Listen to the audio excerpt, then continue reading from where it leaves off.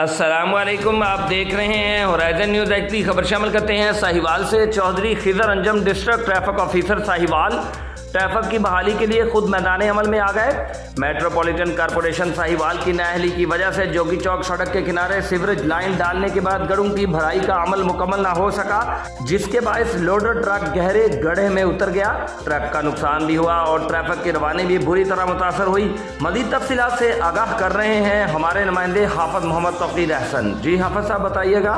جی بالکل، چودھری خضر انجم district traffic officer Sahiwal traffic کی بحالی کے لیے خود میدان عمل میں آ گئے۔ میٹروپولیٹن کارپوریشن ساہیوال کی نااہلی کی وجہ سے جوگی چوک سڑک کنارے سیوریج لائن ڈالنے کے بعد کھڈوں کی بھرائی کا عمل مکمل نہ ہو سکا، جس کے باعث لوڈر ٹرک کھڈے میں اتر گیا اور ٹرک کا نقصان بھی ہوا اور ٹریفک کی روانی بھی بری طرح متاثر ہوئی۔ ٹریفک کی روانی بحال کرنے کے لیے ڈسٹرکٹ ٹریفک آفیسر اپنی ٹیم کے ہمراہ خود روڈ پر نکل آئے اور ٹریفک کی روانی کو بحال کروایا۔ میڈیا سے گفتگو کرتے ہوئے ڈی ٹی او صاحب نے کہا کہ یہ افسوسناک حادثہ میٹروپولیٹن کارپوریشن کی نااہلی کے باعث پیش آیا ہے، جس کی وجہ سے ٹریفک کی روانی بھی بری طرح متاثر ہوئی ہے۔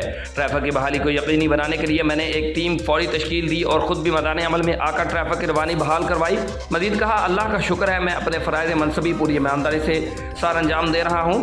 ڈسٹرکٹ ٹریفک آفیسر کی بروقت کارروائی پر ساہیوال کے عوام میں خوشی کی لہر دوڑنے لگی۔ مزید عوام نے ڈسٹرکٹ ٹریفک آفیسر کا شکریہ بھی ادا کیا اور ساہیوال انتظامیہ سے گڑھوں کی بروقت بھرائی کی اپیل بھی کی ہے۔ جی